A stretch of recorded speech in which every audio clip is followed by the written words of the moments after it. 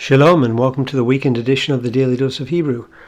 Today we're still working through chapter 6. We're going to be looking at verse 8, which sort of closes this initial section, which started in verse 1.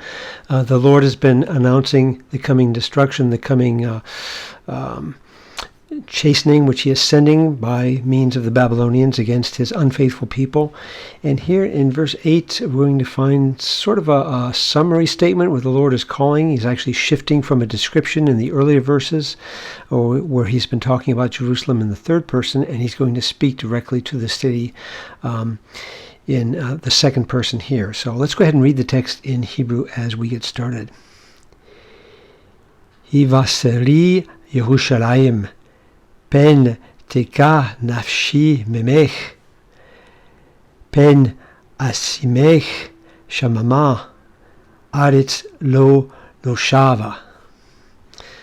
Well, we start off with something here. It looks a little bit weird because it looks like we have a shirk, but also with a vowel. Well, what we actually have here is a double consonant. So what we're going to have here is an imperative, IMPV.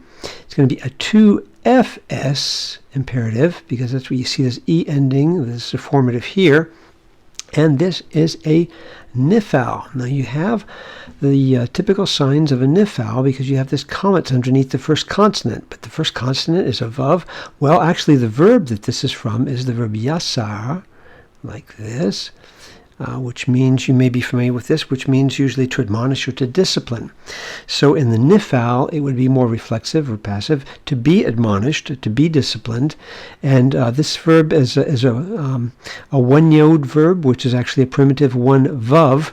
And so this initial vav shows up in the nifal. It doesn't show up in all the stems, but it does show up in the nifal and in the hifil as well.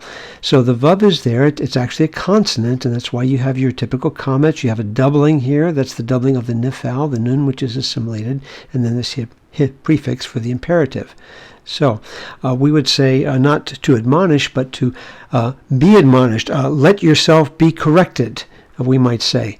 Take care. Let yourself be chastened or learn from what I'm saying. And then in the vocative, O Jerusalem, where the Lord speaks directly to the people now, which is not what he was doing in the previous verses. Lest Tika. Now, what do we have here? Well, this is from, let's go ahead and look at the rest of it here. Lest my soul do something from you.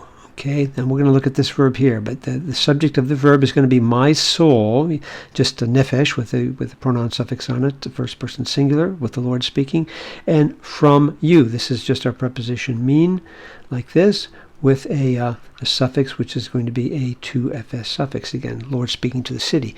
Now, what is this verb over here? Well, this one's a little bit trickier. This is an imperfect, IMPF, and with the tau at the beginning of it, nothing at the end, it could be either a 3FS or a 2MS. But if the Lord was speaking directly to them, he's been using the feminine like he did over here. So it's probably not a 2MS. And if nafshi, my soul, is the subject, nefesh is feminine. So this is the subject, and this is a 3FS. Lest my soul do something. But what's the something here? Well, if the tau is the preformative, we have two consonants here. We have this ka. What's the first letter that we're looking for? Well, when we see a seri underneath there's a couple possibilities, but probably the best possibility we have here is a yod at the beginning. Very, very common in verbs like yashav and some others. So we have the verb yaka. Well, what is this verb, yaka? Well, it's a word which means, actually, you know it if you went back to Genesis 32, because this is the word that's used to describe Jacob when his hip was put out of joint. This is the same verb that's used a couple times. To be put out of joint, to be dislocated. So that's in a very kind of a literal way. And the meaning of it here is probably the same sort of idea, but in a more figurative way, to be a relationship that's been put out of joint, to be alienated in some context, and I think you see this in the Hallett's dictionary. To actually translate this would be to be alienated or to turn away from someone in disgust. This verb is used a lot in Ezekiel. You'll see it several times show up in Ezekiel where the Lord turned away in disgust. So it's a literal sense with Jacob and his poor hip out of joint, but it's another sense here. And you notice with this teka, with this 3FS preformative on it, you get this teka sound, which if you go back and look at verse 1, you have a couple of teka in verse 1, and in verse 3 you have another teka with tekoa and a couple other verbs as well. So it's a very similar sort of sound, not exactly the same word that's being used, but it's a similar sound. So there's sort of an alliteration that's going on there. So this would be, my soul will turn away perhaps in disgust, or my soul will be alienated from you. So you need to pay attention to what I'm saying here, Jerusalem, lest my soul be alienated from you, lest I put you. Now, what do we have here? Well, this is an imperfect. Again, this is the first common singular here, and this is a cow from our verb seem, or sometimes written sum, but seem, and in this case with a suffix on it. Once again, this is a 2FS suffix. Lest I put you shamama. Shamama is one of Jeremiah's favorite words. He shows up quite a few times in the book, and it means desolation. So I put you, in other words, I make you, lest I make you into a desolation. And then Eretz, a land, not no shava. Well, what is this? Well, here we have, this time we have a perfect, and we're going to have a perfect with this right here. It's going to be a 3FS, and this is a nifal from the verb yashav, excuse me, like that. And yashav is like we saw up here with this verb, and actually like this one over here, yasar, which is a one yod verb, which the vav, which originally was a one vav verb, and the vav shows up again in the nifal here, like it did over here for this verb here. And so no shava means to be inhabited, a land that was inhabited. In this case, a land which was not inhabited. So lest I make you a desolation, a land that has not been inhabited. Almost being used in an adjectival kind of a sense here. No one's going to live there anymore. That's the warning that the Lord gives. So, excuse me. Let's go ahead and hide our work here and look at a couple translations now to see what they've done with this. First of all, in the NIV, take warning. That's how they translate this phrase right here, to let yourself be admonished or corrected. Take warning, Jerusalem, or I will turn away from you. I will, turn away. Well, I find this a little bit weak. There's a couple other words that could be used for turn away, and I find this one to be just a little bit weak.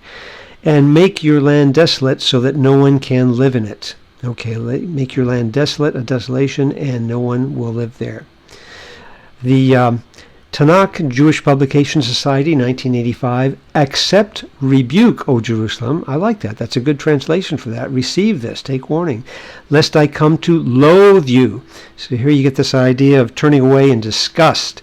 And I think ESV and a couple other translations actually use the word disgust in there as well. Lest I come to loathe you. Lest I make you a desolation, an uninhabited land, a land that no one can live in it, not inhabited. And then just one more with the New English Bible, which goes much more toward a paraphrase on this verse. Learn your lesson, Jerusalem. Be instructed, lest my love for you be torn from my heart, lest my soul turn away from you. So they've really developed this out with the concept of love, be torn from my heart. I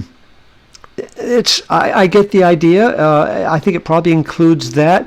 It's more than just that. There's also a certain sense of disgust and anger as well. So I find this to be good on the one hand in showing the depths of the Lord's emotion, but also a little bit weak because it doesn't pick up that angry side of it or the disgust that the Lord feels as he sees what his people are doing. And I leave you desolate, a land where no one can live. The Lord really cares for his people, and he warns them and he pleads with them over and over and over, as he does with each one of us. And to see the extent to which he will go, which obviously we know the extent going right to the cross. So for us, so we have a great God. We'll check back with us soon as we continue working through Jeremiah chapter 6 in the weekend edition of the Daily Dose of Hebrew. Shalom.